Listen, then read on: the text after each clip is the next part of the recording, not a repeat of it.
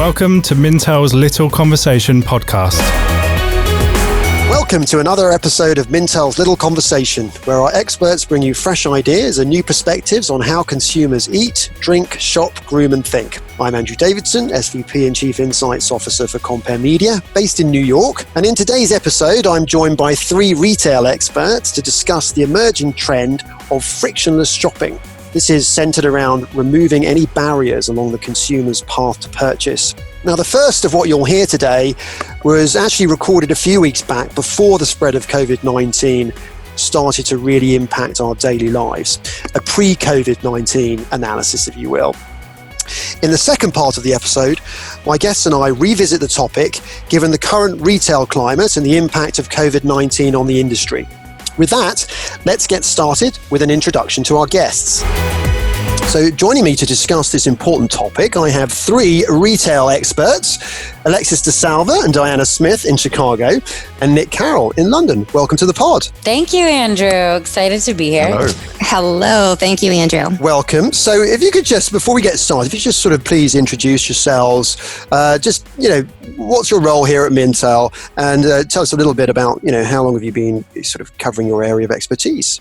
Sure. I will start. I am Alexis de Salva. I am the Senior Retail and E-commerce Analyst here at Mintel. I've been at Mintel for over 3 years, but I've been in this industry for more than 10, not to start dating myself.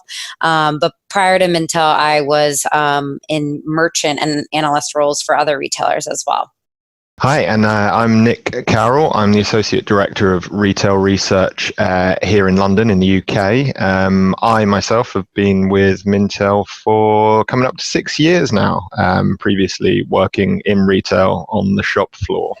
Hello, I'm Diana Smith, and I'm an Associate Director of Retail and Apparel here at Mintel in Chicago. And I've been with the company for more than 5 years now, and I am responsible for writing several of our more broad-based retail reports, such as omni-channel retailing and the Amazon effect, as well as some channel-specific reports, such as drugstores and sporting goods retailing. So happy to be here. Great. Okay, brilliant. Well, so I always like to start with the basics. And I tend to come at this, from the perspective of payments, given my background. But obviously, this idea of frictionless retail or frictionless shopping is much broader. It's there's much more to it than just the actual payment side.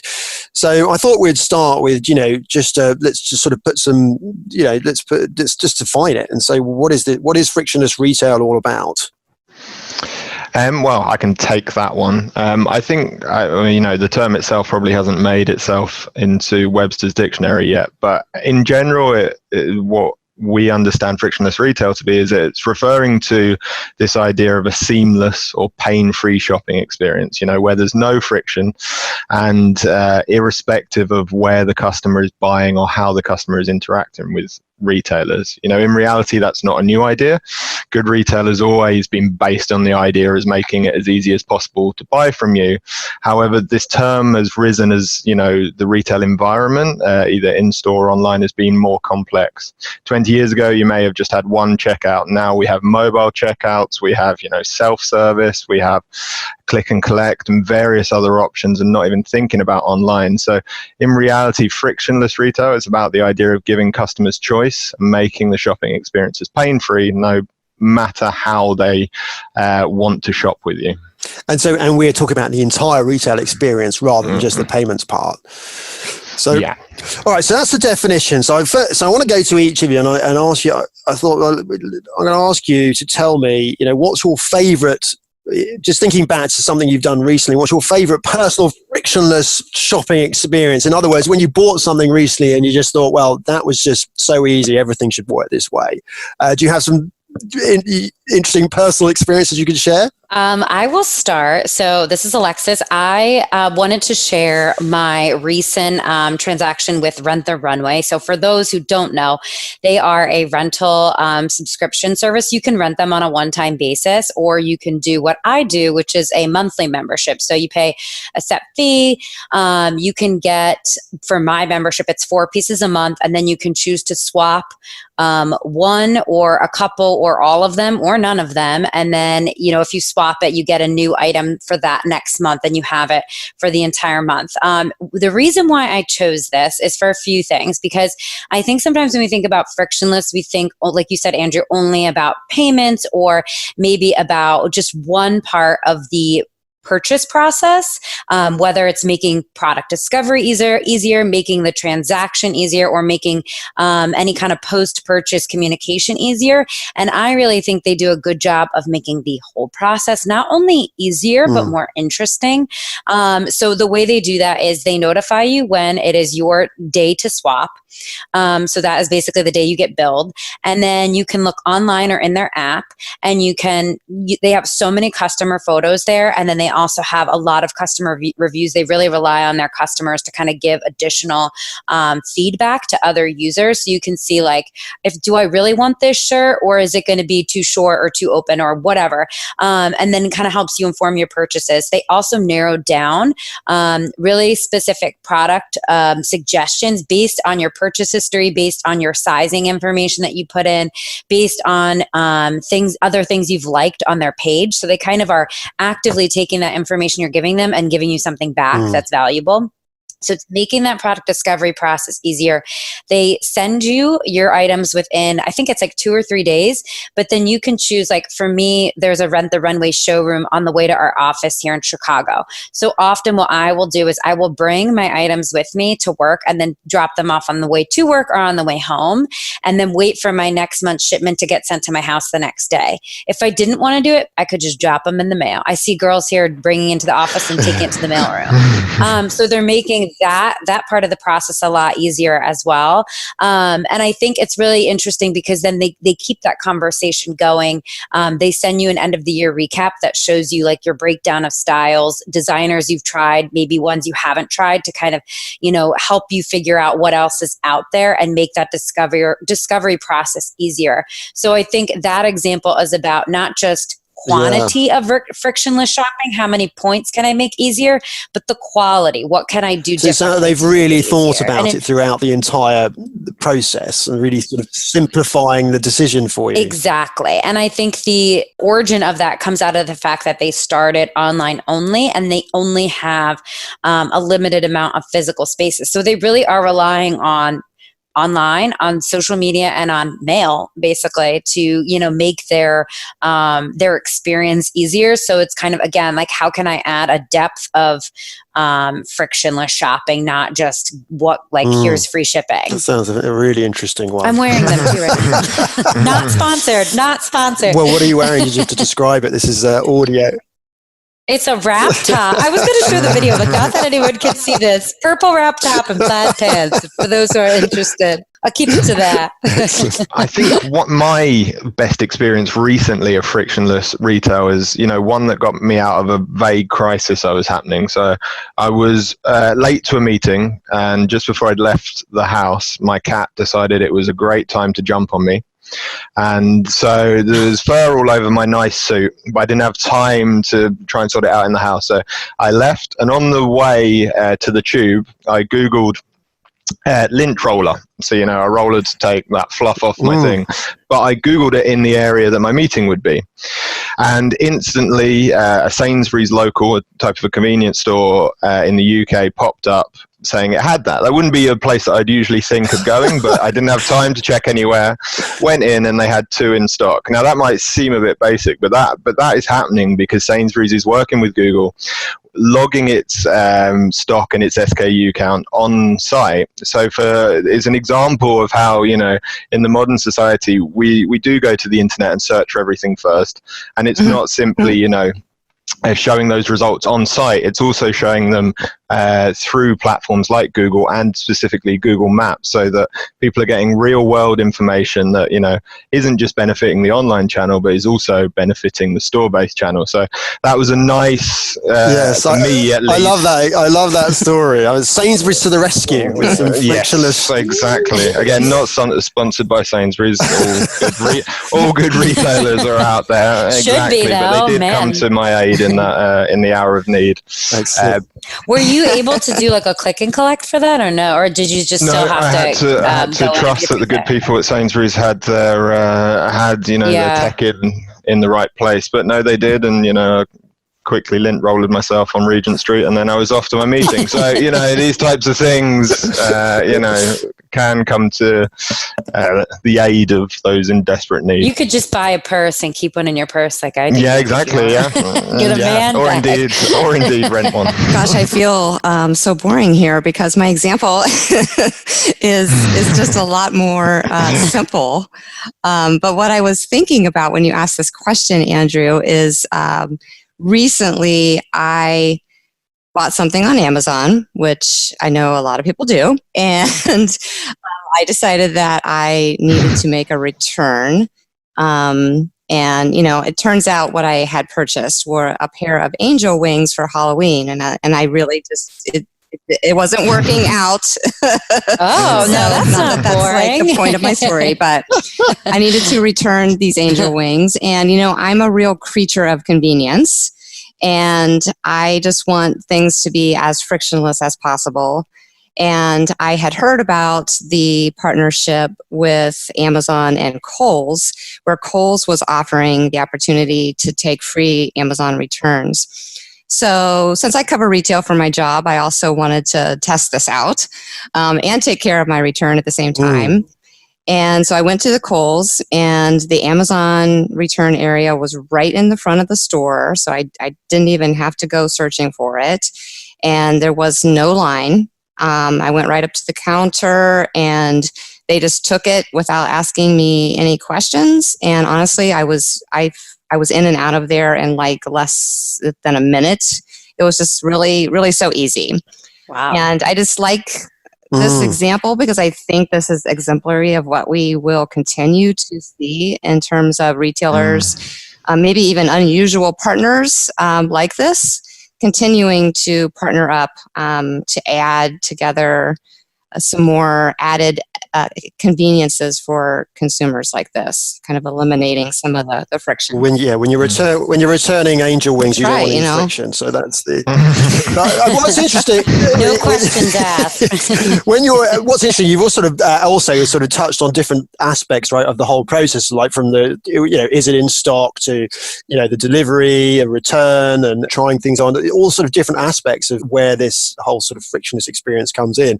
Recently, there was another Amazon Go store has just popped up in New York. And of course, Amazon Go are these stores where now you can walk in as long as you've got the Amazon Go app, and you can sort of, without going through the cash register, you can just sort of walk out of the store. Although actually now they do accept cash as very recently. But there are now 18 of these stores in sort of key cities in New York, Seattle, San Francisco, Chicago. So I know there's quite a few in Chicago. Has anyone, I know we've got Diana and Alexis both in Chicago. Have you tried Amazon Go? Yes, actually we did take a field trip and visit one of the stores that are close to the office. And I have to say it was an amazing experience. So we went there to grab some lunch. And so in terms of thinking about like the frictionless process, there was one piece of friction for me personally in that I had not downloaded the app yet, and you have to do that first. And of course, I didn't know what my password was and all of that. So I had to kind of work through that. But once you get that done, you only have to do it once, and then you're good to go. And that's important because that's the way the technology works, in that you go into the store and you take products off of the shelf and put it into your cart or your bag, and the technology knows what you are taking off of the shelf and putting into your bag, so that you can just simply walk out of the store without having to go through any kind of a checkout lane. And the app will automatically charge your account. So that's why you have to download this app, because it's all done through the app. And so you hadn't downloaded the app at the time, and yet you realized you had to download, which of course a lot of people that's going to happen to. They'll see this store, they'll try and walk in, and then they realize they had to download the app. Yeah, you have to do that. So did you actually go on and make some purchases in the store? Yeah, I did. We bought lunch. Yeah, bought a great salad. I mean, they had a nice selection of foods and other. How did it feel just walking out? It felt like I was totally stealing. 100%. That's what I was going to say is like, it's interesting because when you think there's this demand, consumers want things easier, faster, better, more convenient. And Amazon, I think arguably has been at the forefront of making the process as frictionless as possible. And yet, it's also like, how much do we actually want? Because I know Diana and I, we were there together and we were both like, it feels like we're stealing. Like, I was like, I don't know if I like this. Like, did you try putting things back just to try and confuse it? I mean, first of all, we went like the day it opened, so it was pretty crowded in there. But it was interesting, but quite frankly, I liked it, but I haven't been back. I haven't either. Yeah. And that was probably a year ago at least. So I think it's not necessarily like a go-to for me because I think I went for the novelty, but the idea of having that be something that is implemented into like my regular shopping routine is still a little foreign, I think. So I think it's kind of interesting. It's like, how much frictionless do we want, you know? Or are we? Well, and you're not going to go, you're going to make a trip, you're not going to travel to, it has to be convenient to you, right? So it's got to be right on your doorstep before you're going to, and then you'll maybe choose between, the local store and that. Sure. So to that point, Amazon is going to be reportedly expanding the technology into places like stadiums and movie theaters and airports. So they're going to be bringing the technology to places where consumers are on the go and where it kind of makes sense to intersect with them. And I think that will make the more consumers aware that the technology even exists. So I expect that to really add some awareness and gain adoption that way. Interesting. If anyone from O'Hare Airport is listening, I hope they adopt that pretty quickly. Sorry. Very interesting. Yeah, no, well, I wasn't, Mintel didn't allow me to join you on that trip, despite me, trying to get the costs and the budget to do that. But I think a real trend that we've seen here in the UK over the past year is, people looking at Amazon Go and trying to replicate that technology. And over the past year, most retailers here in the UK have now some form of what we'd call in-aisle checkout system. So using an app, but no scanners, you have to self-scan products. So, on most lunchtimes here, I'll go down to our local co-op and use my phone, scan products. And, to Andrew's point, when you were talking about earlier, this is all handled through Apple Pay. So I don't even have to sign up for an account. It's done all in app. And then, I still get the same, shoplifting experience that you guys do as you're walking outside out the door.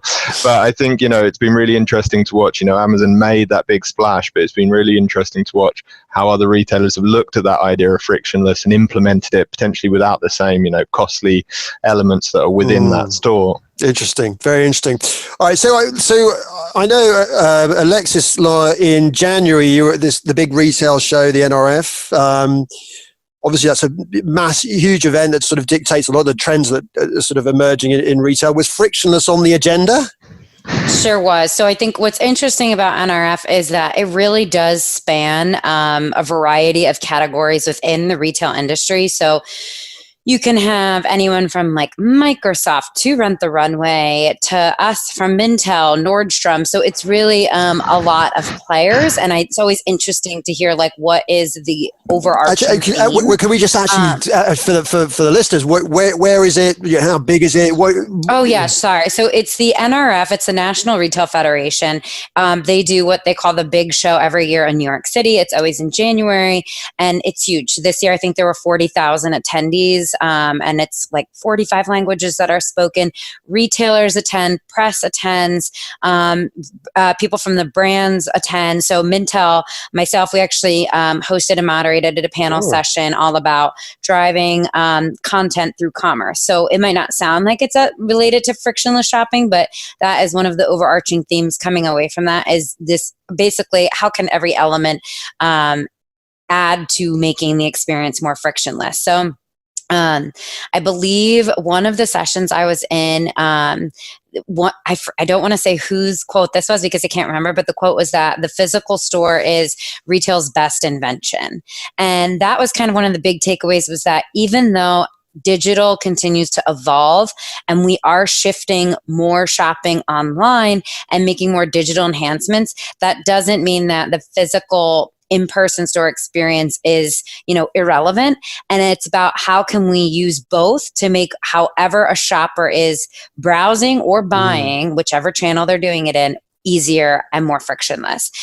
So in my session, we talked about using social commerce, which is going to be a big thing that continues to unfold. So social commerce is using a platform like YouTube or Instagram or Pinterest to really meet that shopper when they're in the product discovery phase and make them get to the transaction and fulfill their purchase in a shorter, easier, quicker amount of time.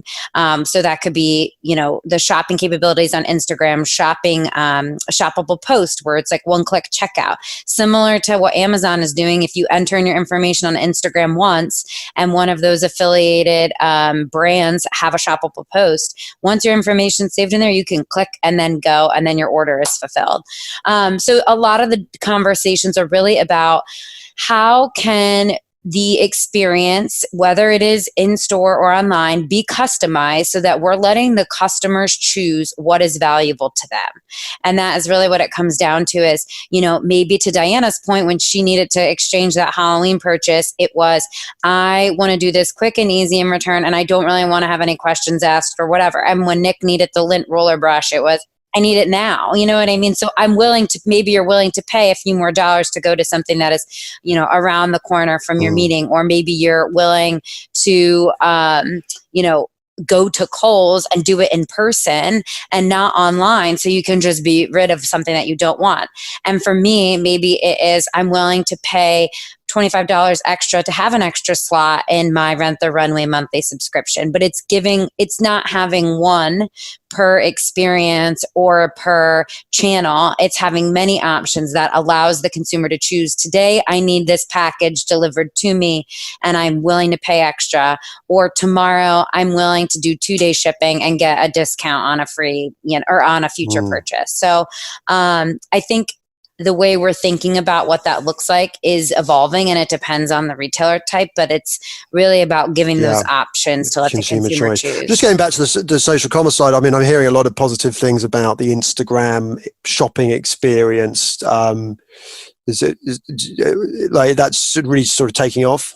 It is. So Instagram continues to roll out who the partners are within.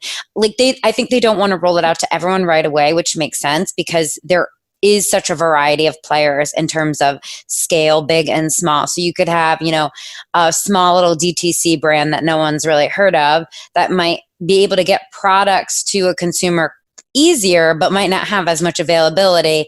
And then there could be a retailer like a big Zara, fast fashion, which is everywhere, that might have more inventory, but maybe it doesn't have as much localized focus. So I think they're doing a good job at really figuring out who are the players that they are working with to really try to get out all those pain points and make the Instagram shopping really seamless. And then they're going to continue to roll it out. So they have, I mentioned the shoppable posts, and then they have that like one-click checkout. And then they also have in their own shopping profile. So it's @shop on Instagram. And it's basically a curated assortment of a lot of those participating brands or retailers where they kind of, Instagram is responsible almost as like a merchandiser for curating a variety of products that they think consumers would be interested in. So they're almost becoming a retailer in and of themselves. They are essentially a source of fulfilling the transaction. But because of this is also where consumers are going to discover, they're kind of taking on that retailer role. Very interesting. So social commerce is a big one. So, but so we're thinking about this, the rest of the year or the next 12 to 18 months. What if you're in this space? What else should you be keeping an eye on in terms of sort of emerging innovations? Well, Andrew, if I could just jump in, this is Diana. We already did talk about cashierless technology and Amazon Go. obviously they were the pioneer of that technology, and I do think we need to continue to watch this. I think this is going to continue to be a really big technological advancement that is going to gain scale. If you think about friction in the shopping journey, one of the biggest pain points of all is standing in line, right? When you go through the checkout line, people want to get in and out of the store, and they don't want to go through that process. So even if it's not completely a cashierless process that uses the technology like Amazon Go, we'll continue to see ways to speed up that checkout process, whether it's salespeople being empowered with mobile devices so they can just check you out right on the spot, or more self-serve lanes. We're already starting to see that continue to roll out. And even some other retailers are now starting to emulate the Amazon Go technology. So we're seeing like Ahold Delhaize starting to test it with a store format called Lunchbox right now. So I think that's indicative of the fact that we're going to continue to see that get really big. Yeah, definitely. I think obviously more tech in stores, on various elements, dynamic pricing is something that we're going to see a lot more of over the next, year or 5 years. Prices in stores reacting not only to, promotional activity that's been planned for, 3-4 weeks, but so in the Netherlands now, we've got Albert Heijn, which is experimenting on discounts based on the weather outside. So if it's hotter outside and the foods are going to perish quicker, they drop the prices to stop wastage in that element and cause those areas. So really like integrating data into the store environment in a much bigger way. We've obviously seen Walmart in the US do this, and Microsoft and Kroger with it. Surge pricing for food. Exactly. That doesn't sound good. Hot day, price of drinks goes way up. Yeah, but there's an important part there. Across the world now, we're looking at more sustainable purchasing and those elements, and food wastage in that industry is one of the key concerns. So all of these elements can help to reduce that, while also probably driving some impulse purchasing and all those good things that we like as retailers. But I think that if you look at the bigger picture, all these elements of technology, what's really exciting from my point of view is how we're seeing the physical store evolve and how it's allowing people to move into places they haven't been before. I really like that quote, Alexis, physical store is retail's best invention. And I think, someone like IKEA, who, just earlier this year announced in the UK it's going to open more city-based stores. We've got a new one coming into Hammersmith. This is a retailer that usually would sit on the edge of town, huge, massive stores. It's now can go into inner cities in smaller format stores, fulfill the same demand through technology, through ordering through tablets, through delivery to home, through showing just a single color of, say a wardrobe, but having them all there to be able to check through screens, etc. And I think that's what's exciting. It's bringing new retailers into more urban areas, etc., or allowing smaller retailers to, through things like social commerce, reach a much wider audience. So in general, when we're talking about frictionless, we're talking about a lot of physical pay points and things, but also to me it's about breaking down barriers for retailers to speak to the widest audience possible. But we want some friction, don't we? Now, speaking for the consumer, we got in the US, of course, we're at record levels of debt, consumer debt. We want some friction. Is there a sense here that we're going a bit too far? Is anyone doing anything that's, kind of more responsible in terms of helping consumers? I just wanted to jump in and mention the circular economy, and I think this is something that we're starting to see a lot more of. So I think on one side, and when I say circular economy, I mean a departure from the traditional linear models of retail, which is basically a good is made or a product is made, it goes, a retailer sells it, a consumer buys it, and then that's kind of it. Like, we don't really track what happens to it, and it's by and large mostly wasted. So I think Nick mentioned the sustainability aspect in that, the frictionless. And I think sustainability is driving so many different ways of thinking about retail, or just thinking about what we're buying and then what we're doing with it and why. And what we're seeing, particularly in the US, is that this idea of a circular economy, so either renting something or buying or selling something secondhand, but really repurposing an item beyond its original intent or original point of sale, and kind of refurbishing it, reusing it, recycling it, whatever, but doing it in a way that, yes, it is good for the environment, but it's also allowing consumers who are increasingly more conscious of what they're spending to be a little bit smarter about those choices. So allowing them to be a little bit more conscious of what they're investing in, and then maybe choosing something like renting or like buying secondhand that is not as excessive.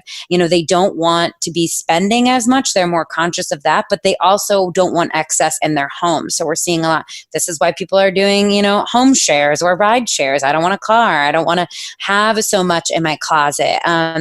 We see this with furniture rentals now are becoming bigger in the US. So I think it's kind of this idea of owning something is not necessarily as important as, consumers seeing the value and being more resourceful and being able to focus on the experiences and not be as wasteful with their money and the environment. I would say too that that friction is welcome if it has an added benefit for the consumer. And just by way of example, we know that consumers are using their mobile device to shop when they're in the store. And our data would point to the fact that the top actions that they're doing on their mobile device are one of the biggest things is comparison shopping and also looking up reviews. And so that's no surprise, but I recently thought it was interesting that Best Buy, for example, has really come a long way with their mobile advancements, and they have a really pretty good mobile app right now.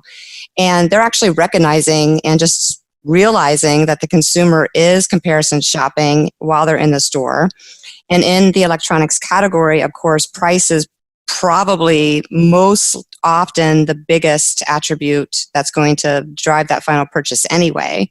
And so Best Buy is really enabling the consumer to help them make sure that they're getting the best price by offering a price comparison tool right in their mobile app. So they know their consumer is already doing it, so they're just making it easier for the consumer to do it, and they're helping them do it to reassure them that they do offer the best price, and they will price match guarantee as well. Yeah, that's a really interesting example, and it's one that you have to be confident as a retailer to do.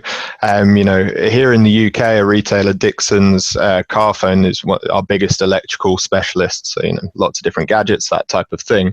But if you're on their website, and we know from our data that a lot of customers will, particularly in electricals where they have big complex names that don't make any sense at all, copy the name and then paste it into Google to do this price search. If you do that on their website, if you highlight and copy it, it says, are you looking to price comparison? And it will show you on their site the live prices of people like Amazon, etc. So you can make that comparison on their site rather than going somewhere else. And that's another good example of, keeping the audience on your page, but also making that process really simple for customers. Good ones. Good examples there. It's been a fascinating conversation. So thank you very much. Thank you, Alexis, Diana, Nick. There you have it, our pre-COVID-19 analysis of frictionless shopping. I recently caught up with Alexis, Diana and Nick to see how the retail industry and this trend are being impacted today. Welcome back. Hi, Andrew. Oh. Well, a lot has changed since we had that chat. Probably understatement. I'm glad you're all doing okay, and back to continue this discussion. Because it was a good discussion. And Nick, I was thinking back to how we started that discussion by sort of almost framing a definition of what frictionless shopping is. And I guess to sum up what you'd said is effectively thinking about a pain-free experience. And I was thinking about this, and I was in my local pharmacy recently. I was trying to pay with Apple Pay, which of course we'd talked about as something that was frictionless. And my Face ID didn't recognize me because I was wearing a mask. So I had to sort of faff around. I had to take my gloves off to use Touch ID.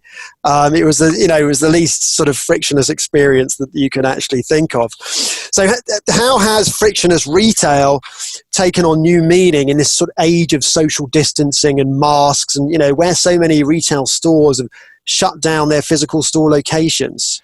Well, that's a big question. I think, what we talked about before was retailers stripping out all of those pain points or friction points from the experience. And obviously, the new normal that COVID-19 has brought has added so much more friction, so much more disruption to the way consumers are shopping. So, your example is just one. I mean, I know personally I've had multiple elements of friction, whether it be orders not arriving. I've had a order for some paint that, it's now been 7 weeks and still hasn't materialized because of stock shortages. And, there's so many points that retailers are now just trying to catch up to. We're seeing so much innovation in the market, but it's playing catch up just because this virus or this outbreak, we first heard about it in January, and come, at least here in the UK, come March, everything shut down. That leaves not a lot of time to react. So there's a lot more friction in the market, but I think out of that, we're going to get a lot more innovation as well. I could just build upon that. I agree with you, Nick. This is Diana. One thing that we're starting to see a lot of is a very big shift towards curbside service. And that's in terms both of consumers using it more, but also retailers offering it more, especially those that might not have been offering it before COVID, and particularly restaurants who have had to pivot really quickly. And I just recently read from Adobe that curbside pickup at retail stores was actually up 208% in the early part of April. So I really think that this is indicative of the value that consumers are placing on speed and wanting to maintain control of when they get their orders. And I think this is an opportunity for retailers to look towards touch points like this as a way to build consumer trust and potentially be seen as a viable alternative for the stores they can't shop at right now, or if they don't want to go into the store. But I think that contactless, while it's one way to remove friction, and it's certainly a pivot that many retailers are taking, I think the key to executing it successfully and making sure it is frictionless is to make sure that retailers are not just necessarily talking the talk, but they're also kind of walking the walk. And we've seen a lot of instances where they'll put out communication about what they're doing in light of COVID-19 in their stores, but then when the consumer goes into the store, they're not exactly experiencing that. So they're not seeing the social distancing, they're not seeing customers forced or encouraged to wear masks. They're not going down the aisles in the right direction and that sort of thing. So I think that could cause some additional friction and some backlash if the experience is a stressful one and doesn't match what they expect and what they've been told, by the retailer as well. I just wanted to add on that. I think that's a great point. I had a really frustrating experience at Whole Foods. I was aggressively going down the aisles because it is so frustrating if one person abides by it, why isn't anyone else? It's it just eliminates the whole point of it. Right. But not to make this a personal rant about my own shopping habits. I think the curbside thing is really interesting because traditionally we've seen those offers really associated with essential retailers or essential purchases. So things like groceries or Target, Walmart. That's really where I think a lot of the curbside initiatives started. And it's interesting to see how different sectors within retail are getting really creative, whether or not they even thought of it as an option before. So I followed two brands that I really love. It's this handbag designer, Claire V, and then a home textile brand, Heather Taylor Home. They're both based out of LA, and they are smaller businesses, but both of them piloted curbside pickup during Mother's Day, because Mother's Day is such a traditionally big sales occasion for them. And so they offered, Clairview I think has like 7 locations in LA and elsewhere, but in LA only. She promoted her curbside pickup services for, I think, Mother's Day weekend, and then they've continued it. And so did Heather Taylor Home, but they've also used social media to promote that. So it's kind of like, how can I like be as nimble as possible and, you know, tell my customer, my loyal base that, hey, we're still here, we're still doing this, and this is an opportunity. And I also saw that J. Crew, they are which that's a whole nother story, but they are, as stores reopen, they are going to be offering curbside pickup too, which I think is really interesting. And because I've never seen that for a clothing purchase. I think like Nordstrom has done that, but for a lot of like specialty retailers, I've never seen that as an option before. And I was saying to a coworker the other day, I would do that even if I don't have anything to buy. I would buy something just so I can literally go out and pick it up because I want the interaction. So I think it's really interesting, like to see how people are, testing and experimenting, because right now is the time. Well, I think that's the key word, isn't it? It's like, because it's such uncharted territory, and all of these sort of things are new tests. So like, it's interesting. I guess, different categories can learn from others, kind of to your point. So like you say, whether it's grocery, retail learning from grocery, or even banking. There's a very small bank. So retail banking, there's a very small bank called Citizens Bank of Edmond that announced that it was doing curbside banking fairly recently. Yeah, and because they didn't have enough capacity to do it through drive-throughs. So they're interesting, some version of curbside banking. So I get uncharted territory, and then sort of learning from each other, right? Is the key. I just experienced a very friction-full experience this morning. Oh, yeah. I placed an order at Home Depot. I wanted 3 items. And first of all, I went through the checkout, and one of them, I thought I was choosing the option to pick up curbside. But then when I got to checkout, got my receipt, I saw that 2 of the items were labeled for delivery, which I didn't want. So I went back, canceled those 2 items, and then went back in and to start a new order and tried to rebuy those 2 items. But then one of them wasn't available at the store that I wanted to go to. So I had to pick a different store. And then the other one wasn't available at all. So it's now not going to be delivered until like June 2nd. So oh my God. I guess it's important, for the consumer to also just make sure you're paying attention to what you are selecting at checkout, because now I need to go to 2 stores and get the individual items and wait for my delivery. So yes, trial and error, I guess. I mean, incidentally, just going back to my mask experience at the pharmacy, I have read that Apple is sort of testing an update to its software that will be better at recognizing people's faces with masks on. Man, but also that's the reality we live in. I know. I mean, who would have thought, right? These sort of changing needs would evolve in this way. And Samsung has retinal scanning, so it kind of gives it an advantage. Oh wow! Over the Face ID. Who would have thought we'd be trying to navigate these sorts of changing consumer needs? And of course, so we're all being forced to shop online more, whether it's curbside or asking for curbside pickup or however that might be. And there are clearly going to be winners and losers in this coming out of this pandemic. Amazon is a company that's really talked about as one that's really being set to benefit from all of this, of course, because so many people have Amazon Prime and so many people are using Amazon. But can it cope, or has it been able to cope with this demand? Are there sort of other opportunities for other types of companies to step in? What do you think? I could speak to this, Andrew, because I'm all over Amazon right now, because I've actually just written a report called The Amazon Effect. So it's been really interesting to watch how the company has responded to COVID-19. And I think this is a case where we're seeing COVID has even really disrupted the disruptor itself, as the world's largest online retailer has also had some difficulties keeping up with the demand. Just like everybody, it was really caught off guard at the initial onset of COVID with the excessive amount of orders.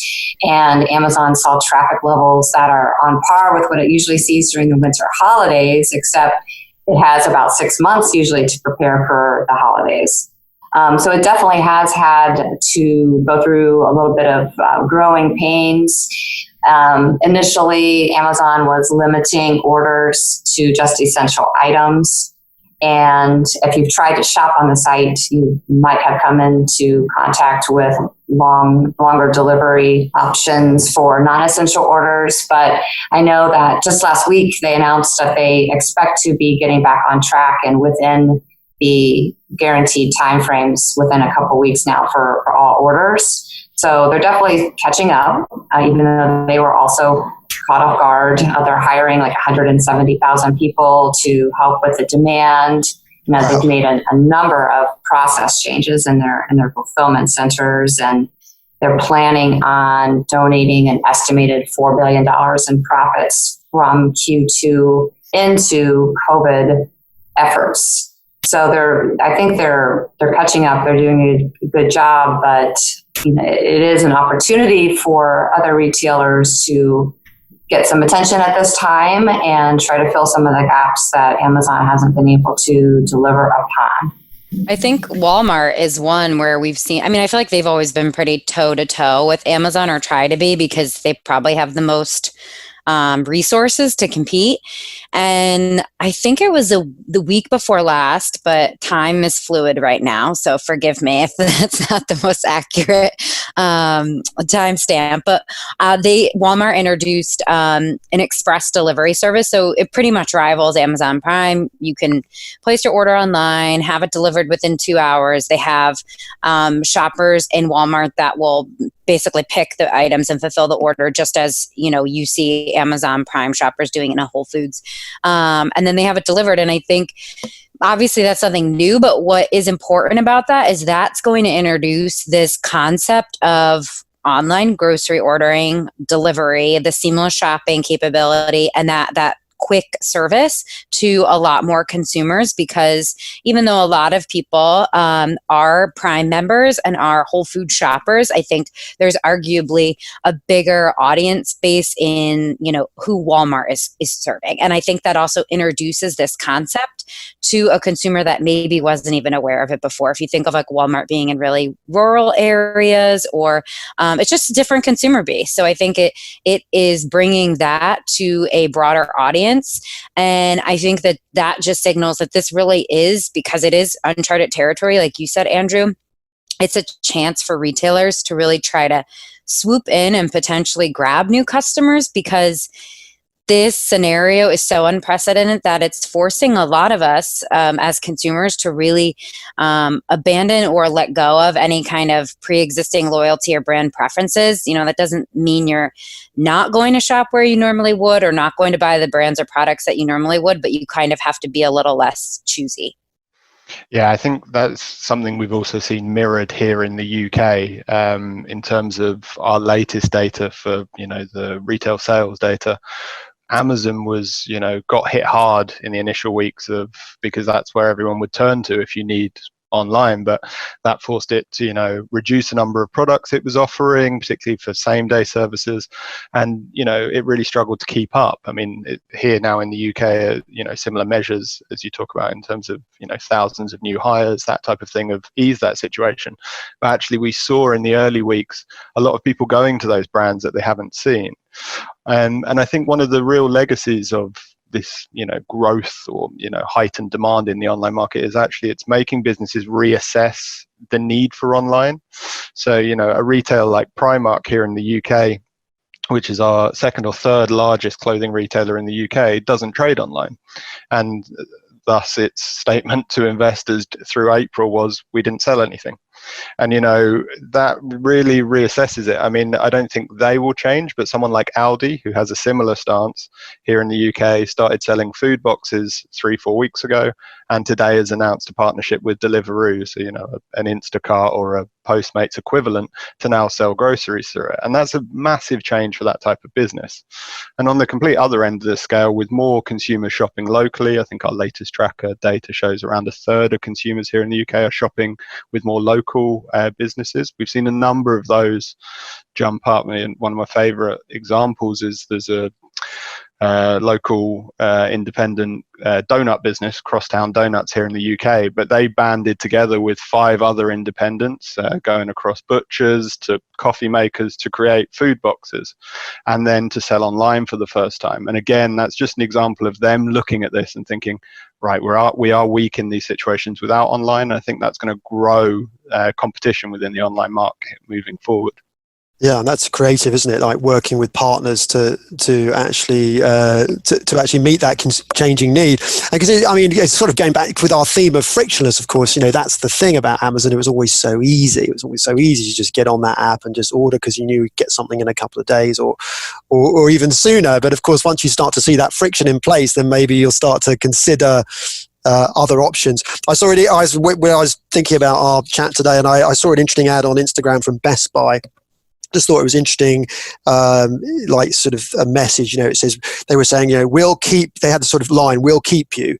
And it said, we'll keep you working, we'll keep you cooking, we'll keep you playing, we'll keep you dancing. And then each time they were sort of showing us some lifestyle imagery and of course, showcasing, technology that you could use in each of those sort of categories. So, and advertising, going back to your points earlier about curbside, and doorstep delivery, sort of talking about those different options as well. So another one to sort of throw in the mix as an interesting contender. So I just sort of thinking forward then, and as we start to open up, and of course we're seeing across countries and states starting to open up, and retailers having to incorporate social distancing rules into their operations and be creative, really. Where do you think we'll see new pain points, and how are they going to adapt? I'll answer this, or at least start it off. I think one of the biggest pain points is going to be the store and the in-store experience, because even as stores reopen, what we can do in a store is going to be really limited. Trying on clothes, interacting face to face with a salesperson or a sales associate, all of that's going to be challenged. Let alone facing, consumers who may be very concerned about going to a store, concerned about traffic, limiting the amount of people inside a store. All of those are going to be things that we never had to deal with before, and that retailers are really going to have to figure out, because if the reasons that we used to go to a store are going to be restricted, then what is the point of the store? So I think that really kind of managing the consumer expectations and figuring out how to kind of manage the capabilities in the stores in the interim, and then, figuring out more long-term, what does the role of the store look like? That's going to be really crucial. And I feel like this is where some retailers are going to have to really reevaluate their physical store presence, their real estate. How many stores are too many stores? But then also, what is the purpose of going into a store, and kind of reevaluating that and figuring out ways to leverage some of the other capabilities online and through social media to kind of, bridge that gap as we kind of navigate the steps forward. So during this time, consumers are going to have grown more comfortable conducting more of those pre-purchase steps online, because they haven't really had any other option. So maybe figuring out how to transfer some of those traditional steps that were done in stores online or through social media in the interim is going to be really crucial. I know that that's a broad answer, but I think it's a big one, because we don't know what the store experience is going to look like. And that's going to be a lot of the reasons for going into a store were to remove points of friction, and now it's going to be a point of friction. Yeah, I agree with that. The pain points right now, at least both in store and online, initially and for a while here, are all going to be about cleanliness and sanitation. We do have some research, Andrew, that we've already conducted, and we ask consumers what is important to them in terms of what they think about when they're choosing where to shop. What do they want to see from retailers? And the top 3 answers were, first of all, they want to see hand sanitizer and cleaning wipes readily available. They want to have information and updates about the store's cleanliness and sanitation policies, and they want to see contactless payment options. So all of that just tells us that cleanliness and sanitation is front of mind for consumers. And I think it goes back to what I said before, that if consumers don't experience the stated policies in the store, that will definitely add friction.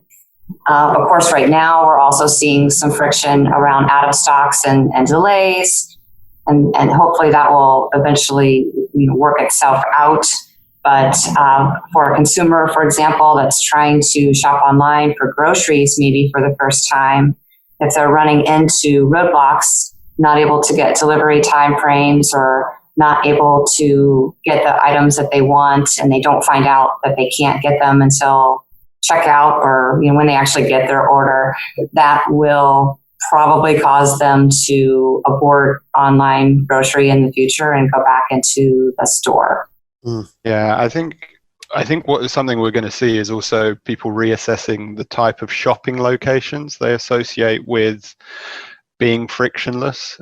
So I was looking through this morning the latest footfall data from the British Retail Consortium here in the UK, and what was noticeable was, footfall was down 80% in April, as you'd expect with stores closed, but retail parks, sort of those out of town, dedicated retail shops with, big box stores on, their footfall was down a lot less than any other location. And that's something we're going to see coming out of lockdown here in the UK, is that consumers may reassess, those types of locations have been out of vogue, as more shopping has come into the urban area, people mixing those with online shopping. But actually now they have more car parking space, they have bigger stores where it's easier to socially distance, and they have more room to do queuing type systems. So actually we're going to see some benefit there, whereas, the urban areas with smaller stores where it's harder to do this, it's going to be much more challenging. And I think you're going to need to see technology, by appointment shopping, that type of thing, come in and,